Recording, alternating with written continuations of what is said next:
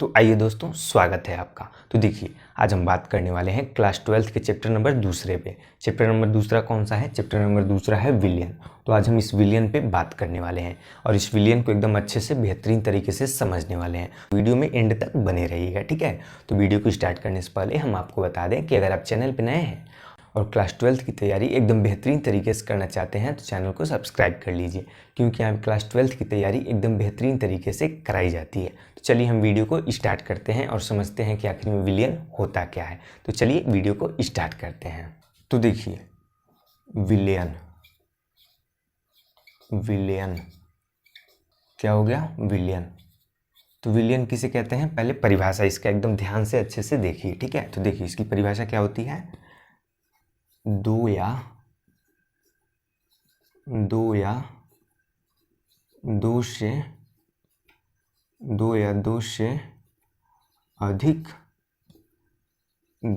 से अधिक। तो देखिए, विलियन की परिभाषा क्या है? दो या दो से अधिक पदार्थों के समांगी मिश्रण को क्या कहते हैं? विलियन कहते हैं। एक बार और ध्यान से देखिए कि दो या दो से अधिक पदार्थों के समांगी मिश्रण को क्या कहते हैं? विलियन कहते हैं, ठीक है। अभी या आप लोग सोच रहे होंगे कि ये समांगी मिश्रण क्या है? आप लोग सोच रहे होंगे कि ये समांगी मिश्रण क्या है। तो देखिए, आप समझ लीजिए विलियन क्या है, उसके बाद हम समझा देंगे आप लोग को कि समांगी मिश्रण क्या है, ठीक है। तो जब दो या दो से अधिक पदार्थ को आपस में मिलाते हैं और जो मिश्रण प्राप्त होता है उसी को हम क्या बोलते हैं? विलियन बोलते हैं। ध्यान से सुनिए कि जब दो या दो से अधिक पदार्थों को हम आपस में मिलाते हैं और जो मिश्रण हमें मिलता है उसी को हम क्या बोलते हैं? विलियन बोलते हैं। उदाहरण के तौर पे समझिए आप लोग, जैसे देखिए जल है, जल में हम चीनी घोल देंगे तो जल और चीनी का मिश्रण बन गया। चीनी उसमें जल में एकदम अच्छे से एकदम घुल जाएगा, ठीक है। तो जल और चीनी का एक मिश्रण हो गया तो इसको हम क्या कहेंगे? विलियन कहेंगे, ठीक है। तो ऐसे ही जब दो या दो से अधिक पदार्थ आपस में मिलते हैं तो हमें क्या प्राप्त होता है? मिश्रण, और उसी मिश्रण को क्या बोलते हैं? विलियन बोलते हैं, ठीक है। अब देखिए, अब ये समांगी मिश्रण को समझिए कि आखिर समांगी मिश्रण क्या है, ठीक है। तो समांगी मिश्रण का अर्थ होता है कि जो हमें मिश्रण प्राप्त होता है, जब दो या दो से अधिक पदार्थ आपस में मिलते हैं तो हमें मिश्रण प्राप्त होता है। तो उस मिश्रण के प्रत्येक कण का यदि गुण समान है तो कौन सा मिश्रण होगा? समांगी मिश्रण होगा। ध्यान से समझिए, यदि कोई मिश्रण है, यानी समझिए, देखिए यहाँ पे मान लीजिए कि इसमें जल भरा है, ठीक है, इसमें जल भरा है, ठीक, और इसमें हम क्या घोल दे रहे हैं? चीनी घोल दे रहे हैं, चीनी घोल दे रहे हैं, ठीक है। तो क्या बन गया हमारा? ये क्या है? ये जल और चीनी का मिश्रण है। क्या है ये? जल और चीनी का मिश्रण। तो जो ये मिश्रण बना है, इसके प्रत्येक कण का यदि गुण समान है तो कौन सा मिश्रण होगा? समांगी मिश्रण होगा। आप ऐसे समझिए कि देखिए, ये चीनी और जल का मिश्रण हो गया, तो यदि इसके प्रत्येक बूंद का जो गुण है समान होगा, या इसके प्रत्येक बूंद का एक एक बूंद जो इसका लेंगे उसका गुण अगर समान है तो कौन सा मिश्रण होगा? समांगी मिश्रण होगा, ठीक है।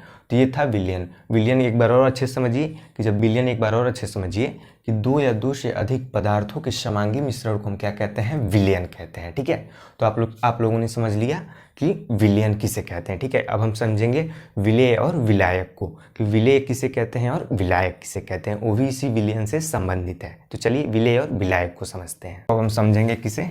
विलेय और विलायक को, ठीक है। एकदम एंड तक वीडियो में बने रहिएगा, एकदम बेहतरीन तरीके से आप लोगों को समझाने वाले हैं कि आखिर में विलेय क्या होता है और विलायक क्या होता है। तो देखिए यहाँ पे हम समझा रहे हैं सबसे पहले विलेय। विलेय देखिए यहाँ पे विलेय कि विलेय क्या होता है, ठीक है। सबसे पहले बता रहे हैं कि विलेय क्या होता है।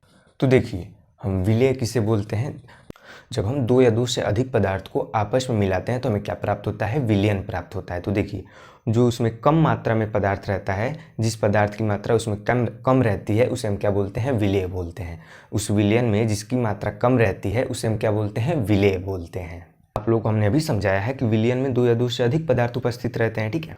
तो उस विलयन में जो कम पदार्थ उपस्थित होता है, यानी जिस पदार्थ की मात्रा कम रहती है उसे हम क्या बोलते हैं? विलेय बोलते हैं, ठीक है।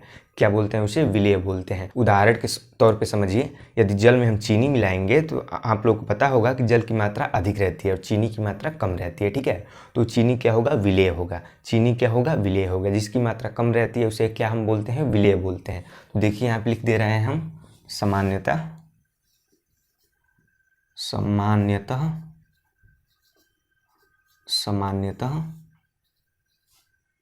विलयन में सामान्यतः विलयन में कम मात्रा वाले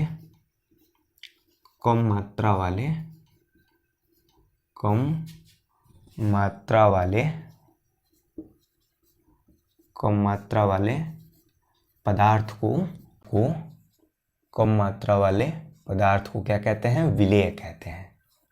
क्या कहते हैं हम? विलेय कहते हैं। क्या कहते हैं? विलेय कहते हैं। तो आप लोगों ने अच्छे से समझ लिया कि विलेय किसे कहते हैं हम? विलयन में जिस पदार्थ की मात्रा कम रहती है उसे हम क्या बोलते हैं? विलेय बोलते हैं।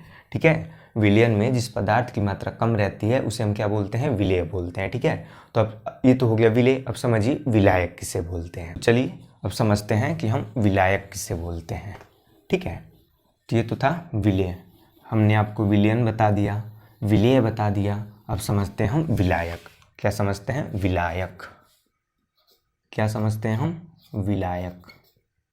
ठीक है, क्या समझते हैं हम? विलायक। क्या समझते हैं? विलायक। समझिए यहाँ पे देखिए, हम लोग विलेय किसे कहते थे? विलयन में जिसकी कम मात्रा होती थी। और विलायक किसे कहेंगे? विलयन में जिस पदार्थ की ज़्यादा मात्रा रहेगी उसे हम क्या बोलेंगे? विलायक कहेंगे। ठीक है, विलयन में जिस पदार्थ की मात्रा अधिकतम रहेगी उसे हम क्या बोलेंगे? विलायक बोलेंगे। जैसे चीनी और जल को देख लीजिए। ठीक है, तो जल उसमें क्या है? विलायक है, क्योंकि जल की मात्रा अधिक रहती है। और चीनी क्या है? विलेय है। ठीक है, तो समझिए यहाँ पे विलयन में हमारे साथ साथ नोट करते हुए चलिए। ठीक है, एकदम अच्छे से इसको साथ साथ नोट करते हुए चलिए। ठीक है, तभी आपको एकदम बेहतरीन तरीके से समझ में आएगा। ठीक है, इसलिए आप लोग उसे साथ साथ नोट करते हुए चलिए। ठीक है, तो देखिए विलयन में अधिकतम विलयन में अधिकतम मात्रा वाले विलयन में अधिकतम मात्रा वाले पदार्थ को क्या बोलते हैं हम? विलायक बोलते हैं। क्या बोलते हैं? विलायक कहते हैं। विलायक कहते हैं।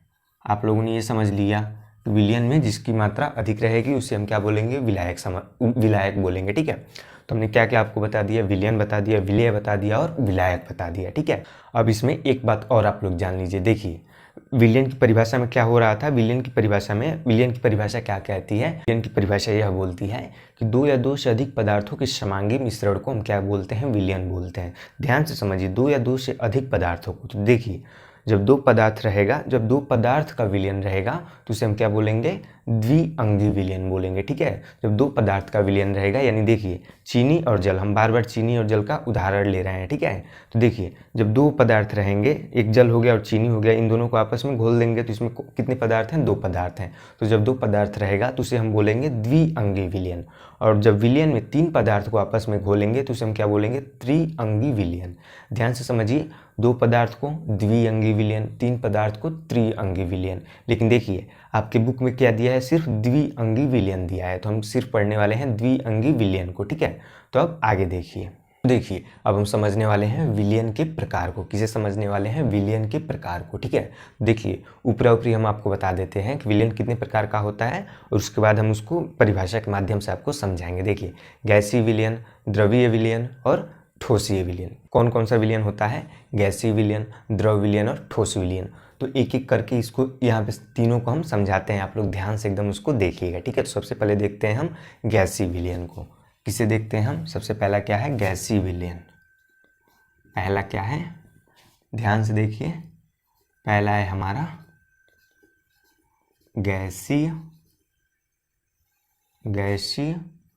विलयन। गैसीय विलयन। ठीक है, तो समझिए कि गैसीय विलयन किसे कहते हैं। तो देखिए गैसीय विलयन क्या होता है समझिए। देखिए, वह विलयन जिसमें विलायक गैसीय अवस्था में होता है। क्या होता है?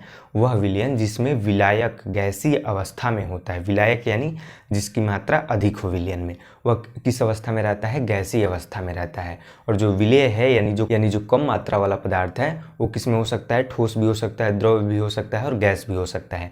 लेकिन विलायक किस रूप में रहेगा? वह गैसीय रूप में रहेगा। ठीक है, तो उस विलयन को क्या बोलेंगे हम? गैसीय विलयन बोलेंगे। तो देखिए, इसकी परिभाषा हम यहाँ पे अच्छे से लिख दे रहे हैं, आप लोग नोट कर लीजिए। ठीक है, तो देखिए परिभाषा क्या है?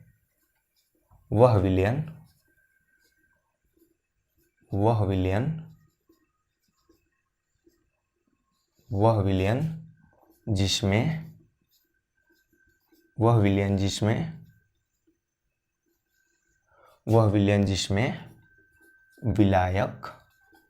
विलायक यानी जिसकी मात्रा अधिक हो विलयन में, वह विलयन जिसमें विलायक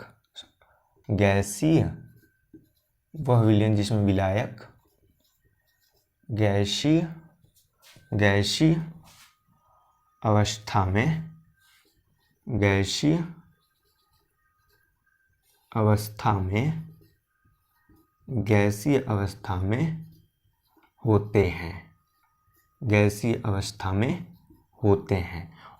और जो विलेय रहेगा वह ठोस, द्रव और गैस कुछ भी हो सकता है। ठीक है, लेकिन विलायक किस में रहेगा? सिर्फ और सिर्फ गैसीय अवस्था में रहेगा। किसमें? गैसीय विलयन में। तो ये हो गया गैसीय विलयन। अब हम समझते हैं द्रव विलयन को, कि द्रव विलयन किसे कहते हैं। तो देखिए, दूसरा क्या हो जाएगा हमारा? दूसरा हो जाएगा द्रव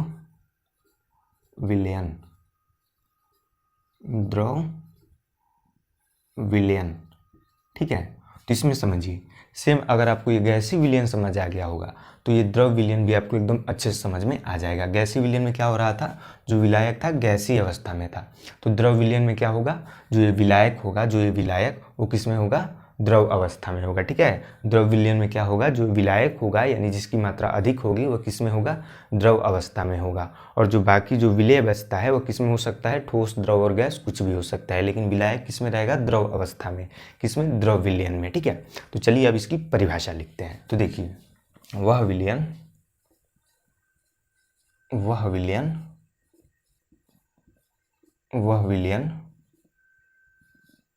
जिसमें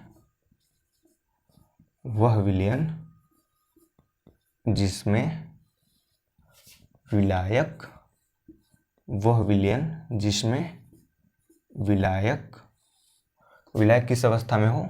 द्रव अवस्था में हो। वह विलयन जिसमें विलायक द्रव अवस्था में हो। ठीक है, तो ये हो गया हमारा द्रव विलयन। अब हम समझते हैं किसे? ठोस विलयन को। किसे समझते हैं? ध्यान से समझिए, किसे देखते हैं अब हम? ठोस विलयन को। किसे देखते हैं? ठोस विलयन को। एकदम ध्यान से वीडियो को देखिएगा। ठीक है, तभी आपको समझ में आने वाला है, अन्यथा आपको समझ में नहीं आएगा। ठीक है, तो आप लोग इस वीडियो को एकदम ध्यान से देखिए। अब समझते हैं ठोस विलयन को। आखिर में ठोस विलयन क्या होता है? तो समझिए, ठोस विलयन क्या होता है। ठोस विलयन क्या होता है? वह विलयन जिसमें विलायक और विलेय दोनों किस में हो? ठोस अवस्था में हो। इन दोनों से एकदम ये ठोस विलयन भिन्न है। ठोस विलयन क्या होता है? वह विलयन जिसमें विलेय और विलायक की अवस्था क्या हो?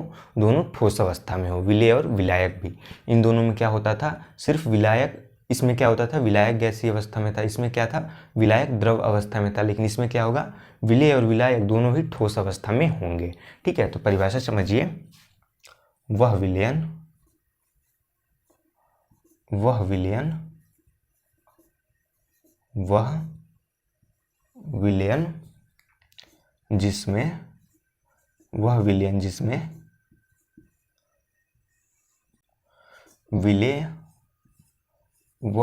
जिसमें विलेय एवं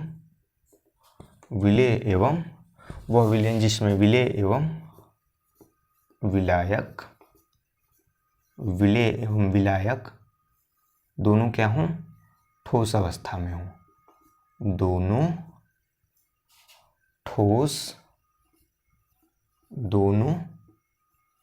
ठोस अवस्था में, दोनों क्या हो, ठोस अवस्था में हों। ठीक है, दोनों क्या हो, ठोस अवस्था में हो, वह विलयन जिसमें विलेय एवं विलायक दोनों क्या हो, ठोस अवस्था में हो। और इसका उदाहरण क्या हो सकता है, समझिए, तांबे और सोने का विलयन। तांबे और सोने का विलयन एकदम बेहतरीन उदाहरण है किसका, ठोस विलयन का। ठीक है, किसका विलयन, तांबे और सोने का विलयन। ठीक है, तो ये था विलयन के प्रकार।